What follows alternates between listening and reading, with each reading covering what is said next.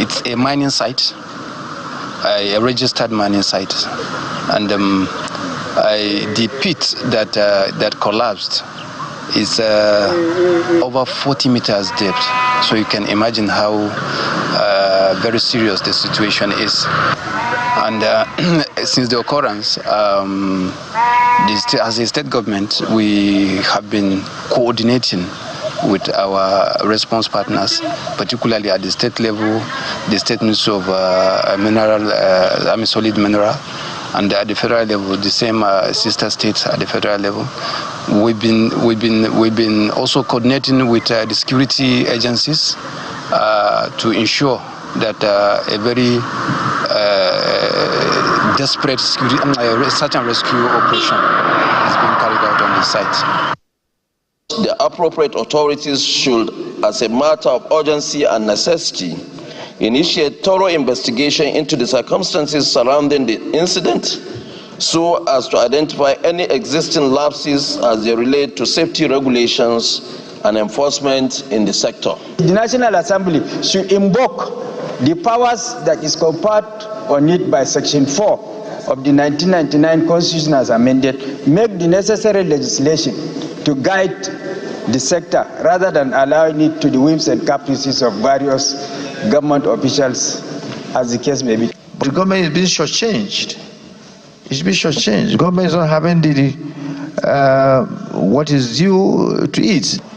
All the federal government to come out with strict safety measures and deploy adequate security apparatus to the mining communities in order to maintain vigilance around mining areas to prevent further incursions.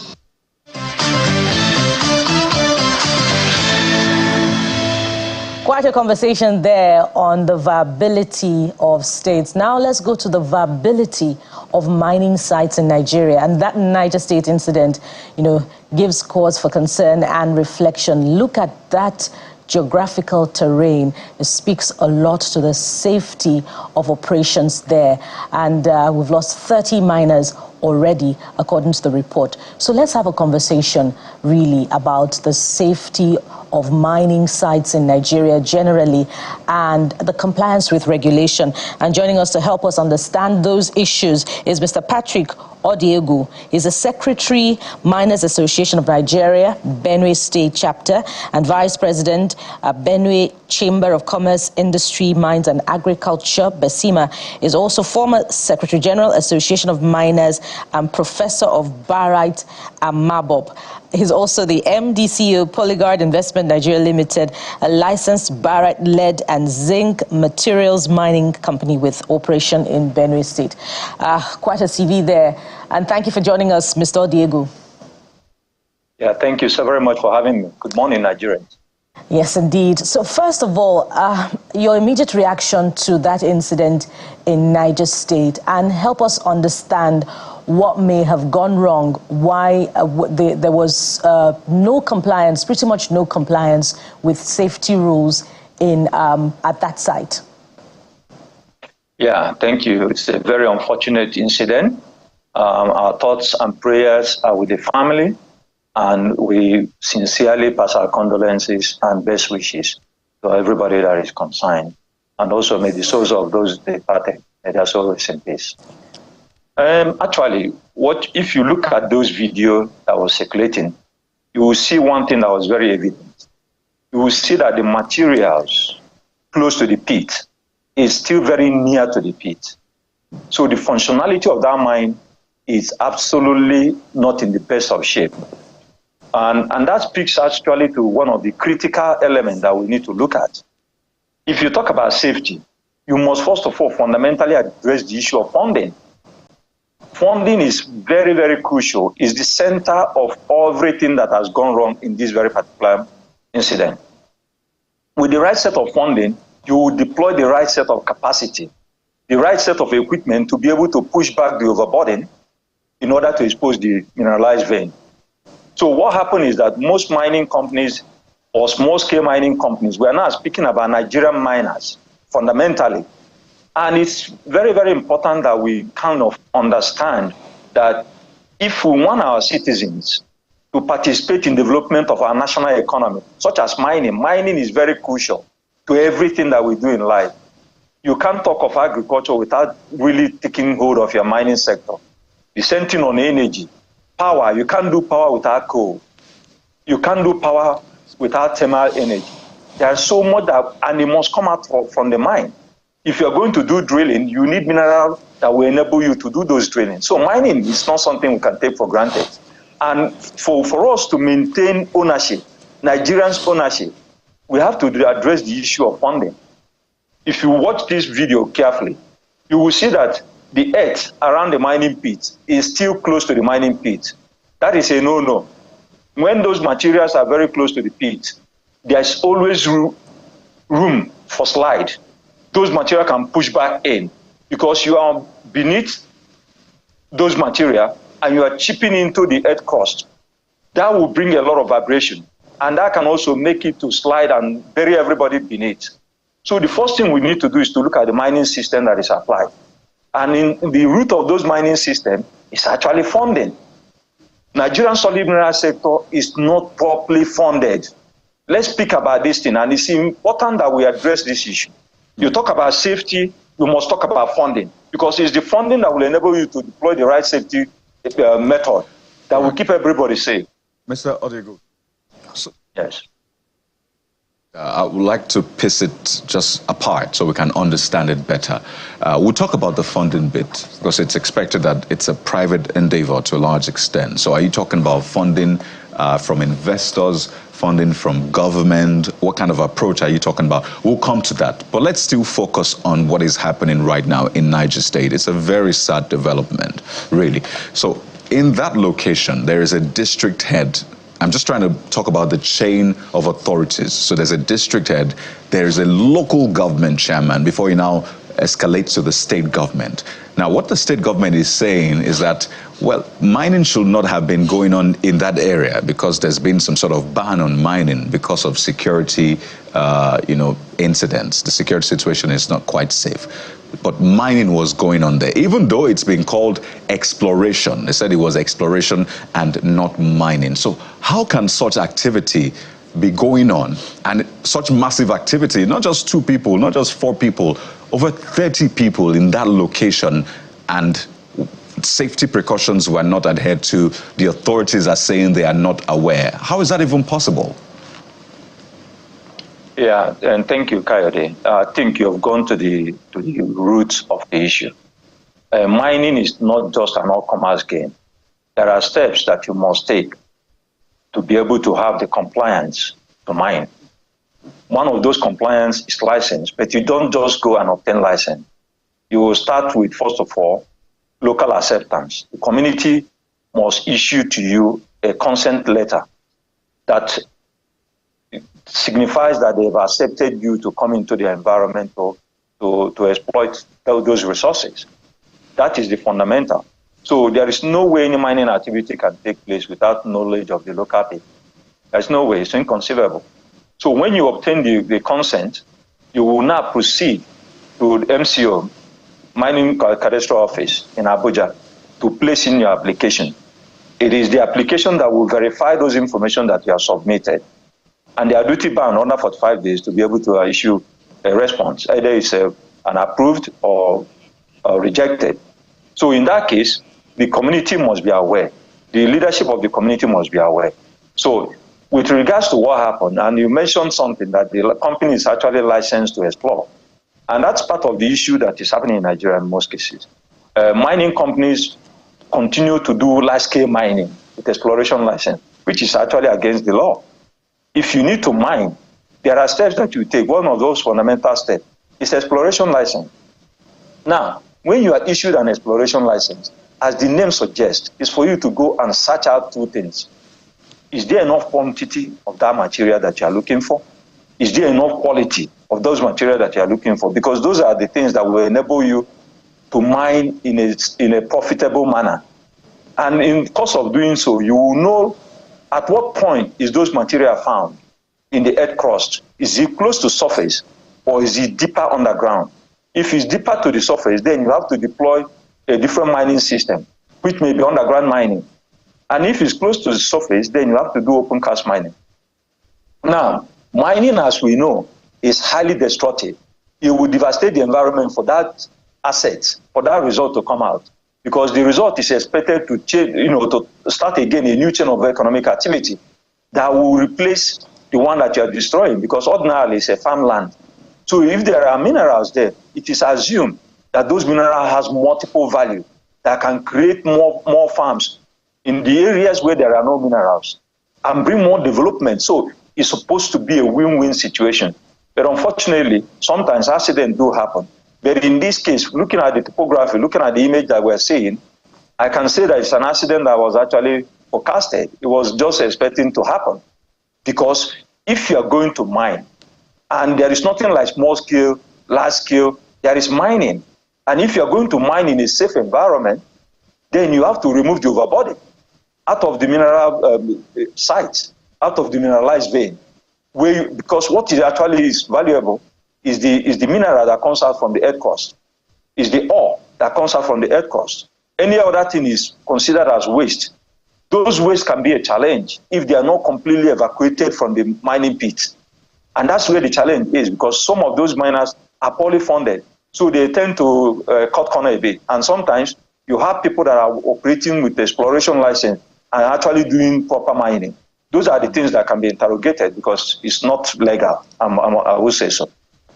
How much of training do you think is required? Because they're talking about regulation and strengthening regulations, but how much of training do you think is required, given the fact that we need to factor in that the rains are here and there are possibilities that come with environmental occurrences like this? Thank you very much. Training is continuous. There is no amount of training that will be too much training. Because as you are going down, you're being confronted with new information. You are seeing new things that has not really been forecasted. As you do your drilling, it's only if you're our senior prefect, Dangote and Boa groups. Those are the people that have the capacity to drill multiple boreholes. In so doing, they will be able to have a lot of information before they start opening up their pits. Most mining in Nigeria does what is called generally as explore mining. So while you are doing exploration, you are equally mining. And for you to do that legally, you have to have the right set of license. To work with exploration license and you're mining, you are just inviting the evil day. Unfortunately, such evil day is here. But I hope that the company has the right set of license. If not, they will have a lot of difficulty to explain themselves. But that said, what we want to do is that mining company must look at weather condition at all times. The same way pilots look at weather condition is the same way mining and people that deals with nature, agriculturists, they must look at weather condition. Because if there is no rain, a farmer is in trouble. You must forecast, you must have an accurate forecast that there's going to be rain before you start your operations. The same thing in mining. If you are having a pit such as this, and there is rain, you must have a restraint that people shouldn't go in because the risk of subsidence is very high. So what is there is that the training aspect is something that we cannot underestimate. And I believe that international training, ITC, right, is a federal government body. It's now proposing, I think there's a conference coming up on Monday that they've invited miners to come and discuss how they can conduct more training. These are very crucial. There's no point in having all manner of conferences. Let's be practical with these things because we are talking about wealth of a nation. We shouldn't allow solid mineral to be in the state where it is currently. The funding of mining should be completely something that it has to be comprehensive. And it will start from government because it's the wealth of a nation. Who are we? We are Nigerian citizens. Everything that we do comes as a value to Nigeria. So if we are doing it wrongly, Nigeria has a right to correct us. But let's correct us with love. Let's not correct with punishment because most times we tend to over-punish instead of giving advocacy. Because if you advise them well, and if they start doing it right, the state will benefit from it. Let's look at it from a wider perspective now. The Niger incident gives cause for concern and also for everyone to think perhaps how many mining sites in Nigeria also lack these requisite safety rules and training for the investing companies and those that they're employing to mine those sites. So if there's an accident waiting to happen in some other mining sites nearby or across the country, who should we be looking at for regulation to happen such that there's effective control of those mining sites? And this is important, especially against the backdrop of ongoing conversation about who should be regulating banning mining activities of mining in states. Yeah, you've made a very crucial point. Let me start with the last comment. The regulation of mining is exclusively in the purview of federal government. Issuance of licenses to mine is the authority resides with federal government, authority that is exercised by the Honorable Minister. So any state that uses any kind of reasons to intervene in mining jurisdiction is doing something that is extra constitutional. We must unpack it clearly. If you go to Taraba State for over 1 year now, they have exercised rights over mining, which shouldn't be. If things are going wrong, if there are insecurity, there are so many provisions that is available to state governments to use to address those things. And I believe that insecurity is general. So are you stopping farmers from operations? So what we need to do is that we need to look at Nigeria and look at a country that is so blessed, a country that needs to be loving and treating citizens in the right way so that citizens can contribute to actually development of our country. Because as Dangote pointed out, no investor can come to Nigeria and develop Nigeria. It's us Nigerians from all different walks of life, from different talks that will develop Nigeria. We have vested interest in the development of our country. So to that extent, state governments are not doing Nigeria justice by intervening in mining. They are doing it, and I can sometimes understand the reason, because mining is an economic activity that should bring value. We are talking about state government not having resources to run their affairs, sometimes, but some mining companies also are mining and not reporting. So there has to be a proper synergy. With regards to who should be in charge, every state government, every state has a mines officer, federal mines officer, that is representing the minister in the state. This federal mines officer have staff, but they are poorly staffed and they are poorly utilized. Mining is a big business. Every nation today is critically looking at their solid mineral sectors. Some are looking for critical minerals, some are looking for transitional minerals, some are looking for energy minerals. So there are various needs that is meeting the exigency of our world today. Look at mobile phone. Mobile phone has changed. Look at today, everybody is talking about artificial intelligence. You can't do no intelligence without mining. There is nothing you can do without mining. For you to produce anything, there has to be mining at the back end of it. Now, the minister, I must give him a lot of kudos because he has come up with a regulation that is saying clearly that we want to be able to process our mineral in country, which is very good. But pardon me there. If I may come in, Mr. Odiego, there may be well over hundreds of mining sites in the country. Even if it's within the federal government's jurisdiction to monitor, to regulate mining in the country, will it be realistic if you consider the amount of resources required to deploy regulation, physical on-site regulation to those sites? Shouldn't the states have some form of control because of the proximity, state proximity? It's a no-brainer. Yes, I don't think really there's anything wrong in states having an interest because, where is the minerals located? It's domiciled in the state. So the state has a vested interest. But the vested interest should be in partnership with federal government. And most states has Merenco. It's an agency that actually works with federal government and state government for the interest of the state to be protected in mining. Right? So what is happening is that states their body language is not only about the productivity that comes out from the mine. Their body language is the licensing of the miners. They want to get into that jurisdiction of licensing miners. And the reason why they want to do that is that every mining company pays a service fee to federal government for benefit of having that license. That is a fee that you paid up front. So the states are angling for such. They might not come out directly to say this, But, they're looking at it as a low-hanging fruit that they can easily grab. But we need to look at it from a general point of view.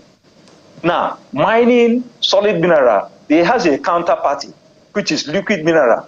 Take for instance, if Bayelsa State or Rivers State say that they want to regulate their oil and gas, what will be the news in Nigeria?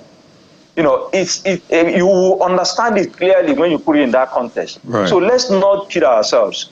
There's a genuine interest on states to participate in the economic activity in their domain. There's nothing wrong in that. And there's so many instruments they can use to do so. But their interest, the underlying interest is to regulate. And that's where it comes in conflict with federal government and our constitution. So let's be very clear on this. This incident hurts deeper when you just think through the process. So you have young men, maybe women as well, waking up on a Monday morning to go to work. I mean, they found some sort of work, not paying as much, obviously, but at least something to do. It's actually tough work, and I know you understand how hard miners work, how hard sometimes most times the conditions are not conducive, as we've seen. And since Monday, they've been buried in that area. I mean, it's just sad, mind-boggling to think about that, what they may be going through. And it looks like hope is fading really fast for them. In fact, reports we've heard, some have even died as a result of that. The Minister for Mines and Steel, last time he put out a tweet on this was on June the 4th at about 5 p.m. thereabout, saying that they're actively monitoring the situation at the mining site operated by African Minerals and Logistics Limited. So the minister mentioned the name of the company that is managing that particular site. And I wonder what should be done now. It's 5 days and counting. I can't imagine what the families are going through. So what should be the fate of a company on the one hand? Who else do you think may have dropped the ball? Because the police were saying there was even an ambulance on site. It is heart-wrenching. Our heart goes out to those miners. You actually depicted the picture very well. These are Nigerians that to make a living. So it's very, very disheartening that they find themselves in this condition. It's very, very heart-rending. But let's also look at the company position. Questions need to be asked. What type of license does the company have? That's a very critical question. Are they operating with an exploration license? They will have a lot of questions to answer. Are they operating with small-scale license, which is given only to Nigerian companies? Because it assumes that we don't have much capacity as a local, company. Now, if they are working with a mining lease, which is the Apex license, which is given to companies that are assumed to have done some fundamental works, you are not expected to have an ambulance at a mining site. No, you are not. You are supposed to have operational readiness. Should in case if accident happen, what will be the next course of action? I can see excavator there.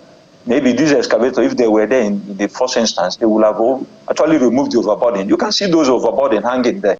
And those are the danger. Because those overburden is supposed to have been well removed out of the site. Well removed, right, out of the pit. Because if you don't remove those overburden, they will come crashing down. So their safety management is a bit questionable. I must say that. Now, on government regulation, the federal mines officer in the state knows by right every miner that is operating. If any miner is operating in the state and they don't have their records, I must say that that operation is illegal operation. Now, when you talk about small scale, sometimes people mix artisanal mining with illegal mining. Illegal mining is somebody that is operating illegally. He doesn't have any license, just coming out and being law by himself. When you have a license, you are bound to operate under the ambit of what the license prescribes you to do. It can give you an opportunity to explore. That does not give you a right to mine. But on the other hand, you can go back to government and say, look, during the course of my exploration, I was able to discover these minerals. With the permission of government, you can dispose of those minerals to help in your cash flow management. It's allowed also. It's there in the Mining Act. So let's also know this. Sometimes you see things from first value. You will know there's an underlying regulation that is supporting the activities. but everything has to be looked at in totality. But the critical point I want to make, and I want to beg Nigerians to follow me on this. Let's look at our solid mineral from a serious intent. Our solid mineral is very important to development of our country. Pardon me, Mr. It is not secondary. Pardon me to comment quickly. You just said something important. How would you rate the Minister of Solid Minerals, Dele Alake? Some had said, well, he's not an expert in that field. He's more of a communications person, so why put him in that field? There's been a lot of debate back and forth.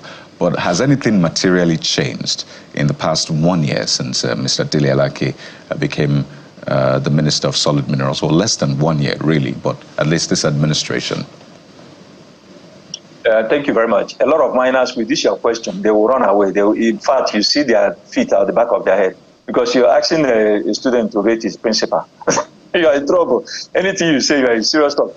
But I must say this. The man is a round peg in a round hole. And let me repeat why I say this. He came out and he told Nigerians one thing that Nigerians don't want to hear. Mining before he came in is contributing less than 0.3% to national GDP. It's a scandal. It's a scandal. So the gentleman came in and said, look, mining should contribute 50% to our national GDP. People were like, what is going on? Is this man okay? From 0.3 to 50%, where is he getting his numbers from? I was among the people at last mining week. I said, sir, I stood up in a CEO roundtable and I said, sir, your projection is correct. We must start giving to God what belongs to God, not taking something that belongs to God and giving it to the dogs. Nigerian mining scene, have we taken a very casual look to what is the position of foreign miners in Nigeria? If you go to most cities in Nigeria today, going into those cities, if you look closely, you will see Chinese companies, you see Indian companies. I don't want to really mention names, but you will see a lot of foreign companies doing large-scale mining, exporting products from Nigeria. And while Nigerians are still sleepwalking ourselves into disaster. So the minister is coming out and saying that mining is a big business. It's a business that should be structured, that should be supported. So I rate him highly. So people are coming about and saying, oh, he's coming with a communication expert. What has he got to? Look, mining is nothing but something that is knowledge-based. Knowledge, nobody has monopoly of knowledge. There has been mining engineer that has been on since 1940. Yes. If I may butt in, okay, for me, there's a difference between a great plan and results. So perhaps Kayode is asking for results, but we've seen that you've posited his big plans to increase contribution to the GDP. But if we go back to the issue of the day, what, in your opinion as an expert, could pass for an unavoidable accident, and what could be avoidable accident when it comes to the issue of mining, caving-ins and rock slides and all of that? Because some of these things that happen, it's just like the roads. Don't overspeed. If you overspeed, there's going to be an accident. But sometimes if there's flood and all of this, it could cause accidents. So in that space, probing into what happened in Niger State, was this an avoidable incident, or it could pass for accident that nobody could have stopped? No, this is 100% avoidable accident. 100%. There is no way, and I can hold my head high in saying this. If you are having overburden material close to the mining pits, accident will happen. Accident will happen. It's just a question of when. There is no way you will have those amount of overburden that is not pushed back. Even established mines that has benches do have cave-ins. Not to talk of when you don't even have benches and you are walking underneath 40 meters, I was told, or 40 feet. There is no way those material that you are seeing up there cannot slide if you continue to shove into the earth cross underneath, right? Because those movements that you're creating will be touching those material up. So after a while, they will lose balance and they will slide back in. So there is no way. You must cut out your overburden. That's why mining is very expensive. A lot of miners run away from this. And some of us that have been in mining have been really not been given the right support that we should get or the right accolade that we should receive, because we didn't focus on production. We focus on making sure that the mining system that you're applying is fit for purpose. If you don't remove your overburden material from the pit, there is no way you can prevent accident. It's not in your hand. If you remove the overburden from the pit, yes, you have actually done what you're supposed to do and bench. So that is speaking to the mining system that is applied. Small scale mining, you can't go that deep. If you go that deep, accident will happen. Small scale mining, maybe somebody is going down maybe 1 meter, 2 meters, anything more than that, and the overburden has not been moved, you are cutting accident. And if it happens, we should not blame anything but ourselves for what has happened. So that has to be well unpacked. But the critical foundation to making sure that these accidents are prevented, to having a robust health and safety system at work, is to get the right funding. Our banking sector need to actually come and answer their name. They need to answer their name. Nexim Bank, Bank of Industry, these are development banks. They shouldn't be sitting on the fence. They should have mining experts as part of their workers. That you bring in, most times when you bring application, they are looking to receive assets outside the mining site for funding. That is not how it's done all over the world. Now, they can say that Nigerians don't have the right data or enough data for you to intervene. And I disagree with that. Because everything you do in mining, even when you're not mining, in a large-scale operation, you are still generating data. It's about the confidence that we depose on ourselves, and that confidence must be high. We must increase it, because it's a wealth of a nation. Why is it that when foreigners come, the same mining site that we say is not viable, they are developing it and they're getting results? I'll give you an example. There's a company, one of our flagship companies, Tor Exploration Limited, that is working on Osun State. The asset where they are... Yeah, go ahead. All right. Just as we wind down now, I know that you differentiated earlier on between an illegal miner and an artisanal miner. If you can answer this in 2 minutes so we can wrap up.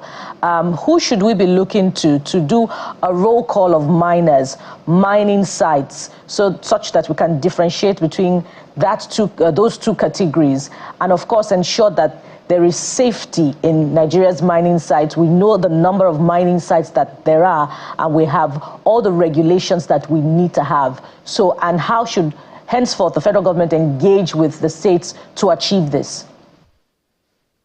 Thank you very much. Critical question.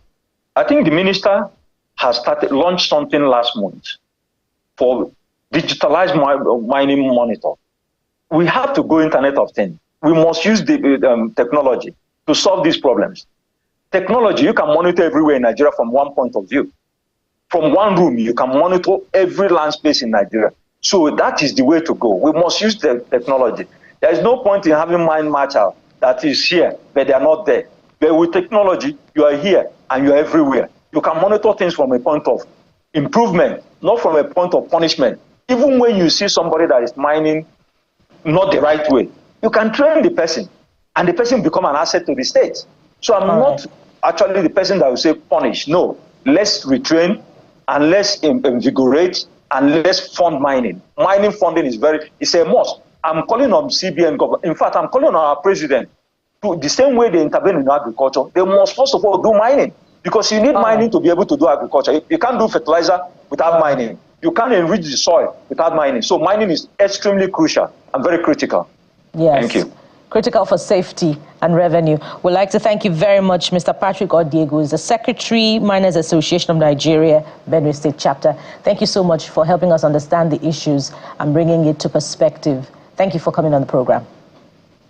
Thank you very much, and God bless Nigeria. And from mining, we switch to politics. What is this hullabaloo about the Obedient Movement Directorate? Does it still exist, or it's not in existence anymore? We'll have answers to that critical question after this time out. Join us again.